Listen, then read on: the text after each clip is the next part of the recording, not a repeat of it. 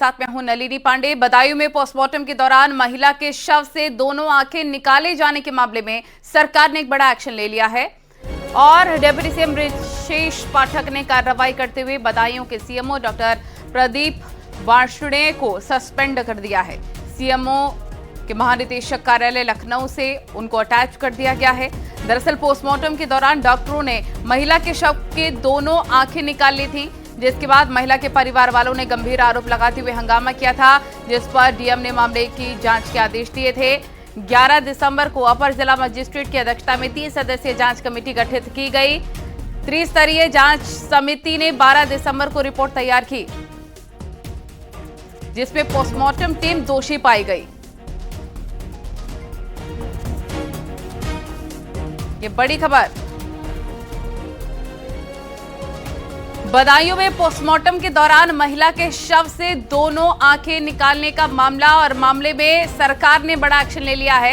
Deputy CM Brajesh Pathak ने कार्रवाई करते हुए बदायूं के सीएमओ डॉक्टर प्रदीप वार्ष्णेय को सस्पेंड कर दिया है।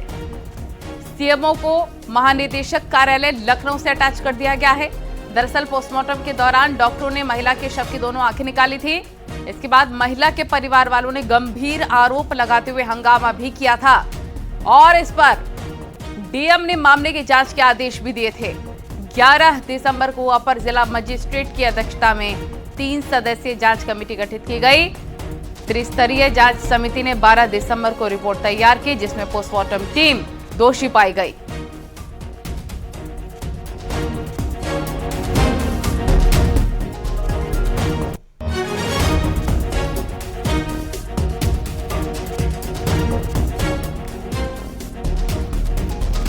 और कौशाम्बी में धर्मांतरण की कोशिश हुई है। पैसे का लालच देकर धर्मांतरण की कोशिश, खाते में सऊदी से रुपए मंगवाने का लालच दिया गया। महिला के नाम जमीन कराने का भी लालच दिया गया। इनकार करने पर महिला से मारपीट और इश्तियाक और नौशाद पर आरोप लगाए। पीड़ित परिवार ने एसपी से मिलकर कार्रवाई की मांग की। आरोपी के खाते में मजदूरी करने जाती थी महिला। आरोपियों के खेत में मजदूरी के लिए महिला जाती थी। थाना सराय अकिल क्षेत्र के चकपीना गांव का ये पूरा मामला बताया जा रहा है।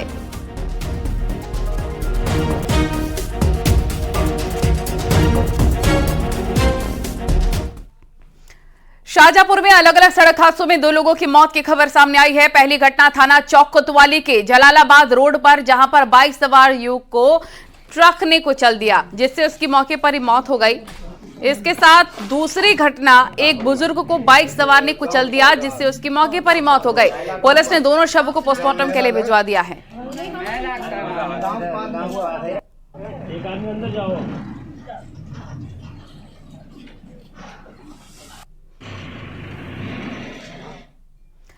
शाहजहांपुर में एक शख्स ने फांसी लगाकर आत्महत्या कर ली। घर वालों को उसका शव कमरे के अंदर फंदे से लटका मिला है। मौके पर पहुंची पुलिस ने शव को पोस्टमार्टम के लिए भेजा और परिजनों से पूछताछ की है। घटना थाना मिर्जापुर के सरैया बान गांव की। जानकारी के मुताबिक विजय जयपुर की एक लोहे की फैक्ट्री में काम करता था। पिछले 6 महीने से वो घर पर ही रह रहा था। लगा ली वहाँ गाँव में। हाँ, तो घर वालों ने बताया, पुलिस को इतला दी। पुलिस गई, वहाँ से लेके आए, पोस्टमार्टम के लिए लेके आई।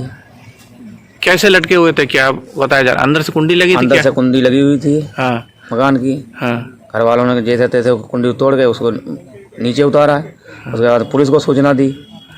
पुलिस मौके पर गई और पोस्टमार्टम के लिए ले आई। प्रयागराज से बेहद हैरान कर देने वाली खबर सामने आई, जहां पर मां की गला दबाकर हत्या करने के बाद शव को सूटकेस में भरकर आरोपी हरियाणा से प्रयागराज पहुंचा।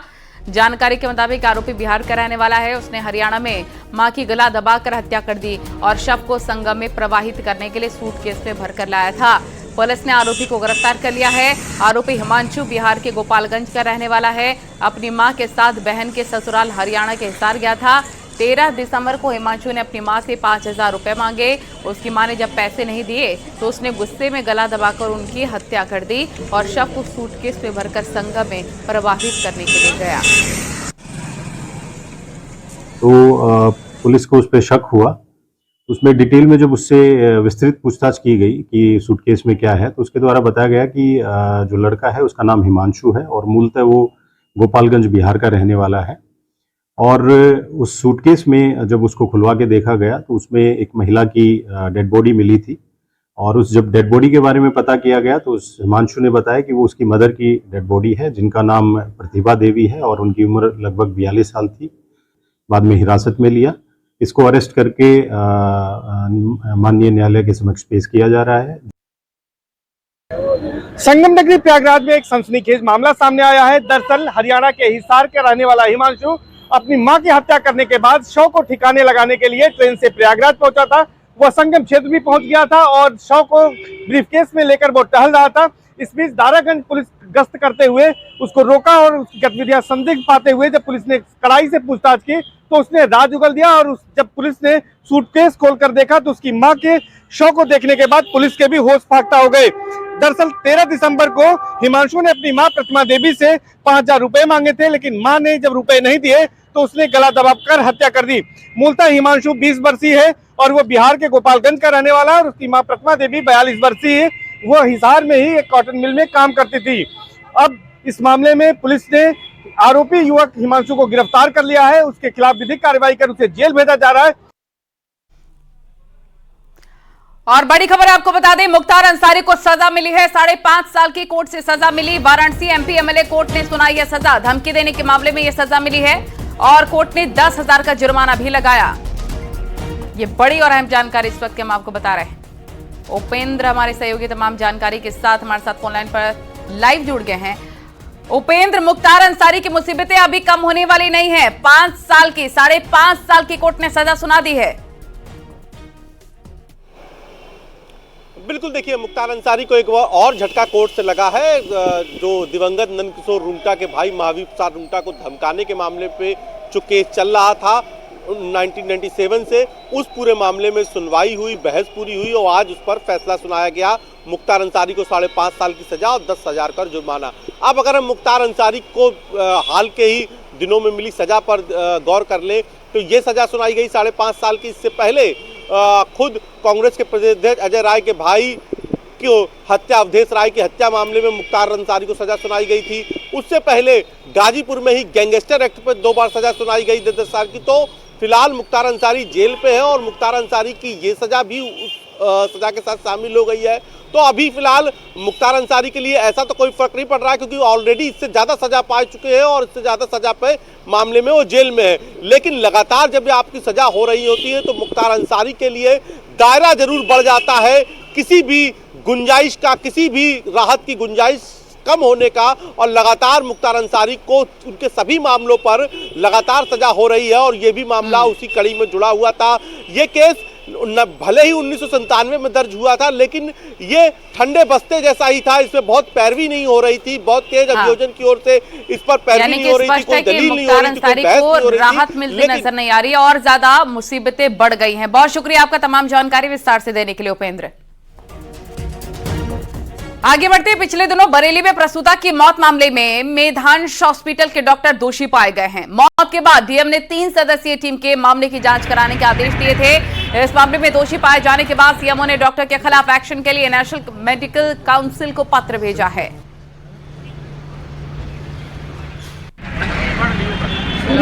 जिसका नाम था प्रियंका, ठीक है ना। प्रियंका मेरे पास जब आई थी, उसके दोनों पेटों में निमोनिया था, उसको सेप्टिक फैला हुआ था, बच्चा पेट में मरा हुआ था, उसके प्लेटलेट काउंट कम थे। आप जानते हो उस समय प्लेटलेट की बहुत बड़ी दिक्कत चल रही है। प्लेटलेट काउंट उसके 45,000 थे, उसका हीमोग्लोबिन 4 ग्राम था मात्र, ठीक है सर। उसका जो है इमरजेंसी में उसे वेंटिलेटर पे लिया गया। पेशेंट को वेंटिलेटर लेने के बाद जब उसकी हालत बिगड़ रही थी, उसका सेप्टिक निकलता हुआ दिखाई दे रहा था, तो डॉक्टर किमी हमारे गायनोकोलॉजिस्ट, उन्होंने उसका ऑपरेशन किया, ठीक है सर। पेशेंट का बच्चा मरा हुआ था जो घर वालों को दे दिया गया। और मऊ में मुख्तार अंसारी के बेहद करीबी जुल्फिकार के अवैध निर्माण को प्रशासन ने रुकवा दिया है। मोहल्ला मालिक ताहिरपुरा में कब्जे की जमीन पर अवैध तरीके से नक्शा पास करवाकर निर्माण करवाया जा रहा था। पुलिस ने आरोपी जुल्फिकार के अवैध निर्माण पर एक्शन लिया है।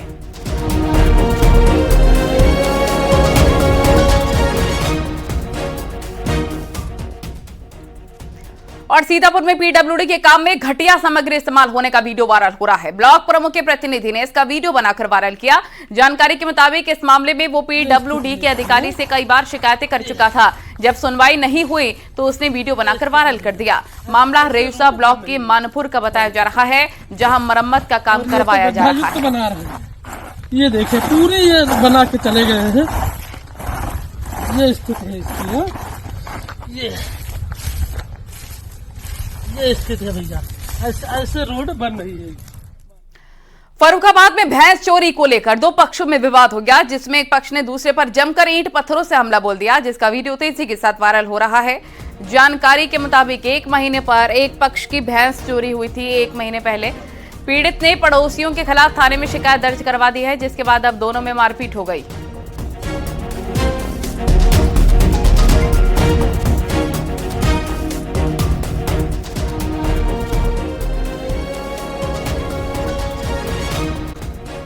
चोरों का आतंक देखने को मिला है, जहां पर एक मकान से चोरों ने लाखों रुपए की ज्वेलरी नकदी पर हाथ साफ कर दिया। घर वालों को घटना का पता उस वक्त चला जब वो सुबह सोकर उठे। घर का सारा सामान इधर उधर बिखरा पड़ा था। पीड़ितों ने तत्काल मामले की सूचना पुलिस को दी। सूचना मिलते ही पुलिस पहुंची, जांच पड़ताल की। पूरा मामला थाना आदर्श मंडी क्षेत्र के मोहल्ला रेल पार्क का है। कम से कम जी 1-1.5 लाख की तो जी चीज थी जी, सबकी हमारी 4 जनों की चीज थी जी। और जी मम्मी की कमेटी छुट्टी थी जी। और जी खर्चे के पैसे जो मम्मी काम करती है बाहर, खर्चे के पैसे मिले सब इसमें थे जी। तो कितने पैसे थे? 50-60 हज़ार थे। 50-60 हज़ार। हाँ जी चीज थी जी, 1-1.5 लाख की पूरी चीज थी जी हमारी। आगरा से बड़ी खबर, विवादों में रहने वाले एएस अस्पताल में बच्चे की मौत पर परिजनों ने अस्पताल में जमकर हंगामा किया। गुस्साए परिजनों ने सर्विस रोड पर जाम भी लगा दिया। मौके पर पहुंचे पुलिस ने जाम खुलवाने का प्रयास किया, लेकिन पुलिस के सामने परिजन और स्टाफ के बीच मारपीट हो गई। बच्चे की मौत के बाद परिजनों ने डॉक्टर पर गंभीर आरोप लगाए। मौत के बाद भी पैसे मांगे जाने के आरोप लगाए गए हैं। इससे पहले भी अस्पताल पर लग चुके हैं कमीशनखोरी के कई आरोप, जिस पर स्वास्थ्य विभाग की जांच चल रही है। एतमादौला क्षेत्र के ट्रांस यमुना फेज 2 का ये पूरा मामला है।